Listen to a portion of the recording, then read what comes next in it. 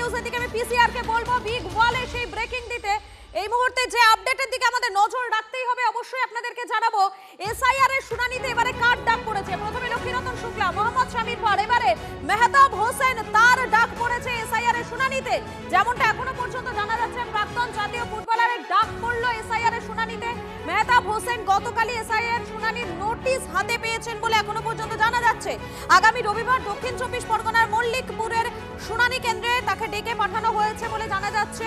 প্রাক্তন জাতীয় ফুটবলারের দাবি, তালিকায় মায়ের নামের সঙ্গে তার পদবীর অমিল থাকায় তাকে ডেকে পাঠানো হয়েছে। আমি বিস্তারিত জানবো, কৌস্তব রয়েছেন আমাদের সঙ্গে। কৌস্তব, ঠিক কি কারণে তাকে নোটিশ দেওয়া হয়েছে? লক্ষ্মীরতন শুক্লা, মোহাম্মদ শামীর পরে এবার ভারতের প্রাক্তন ফুটবলার মেহতাব হোসেনকে এসআইআর এর শুনানিতে ডেকে পাঠানো হয়েছে। গতকালই হাতে সেই নোটিশ পেয়েছেন ভারতের প্রাক্তন ফুটবলার মেহতাব হোসেন, যিনি ইস্ট বেঙ্গল এবং মোহনবাগান দুটো ক্লাবের হয়েই খেলেছেন। তার দাবি যে মায়ের নামের সঙ্গে তার নামের অমিল থাকার জন্যই তাকে এসআইআর এর শুনানিতে ডেকে পাঠানো হয়েছে।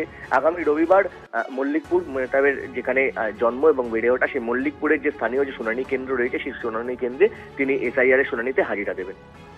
ধন্যবাদ তোমাকে।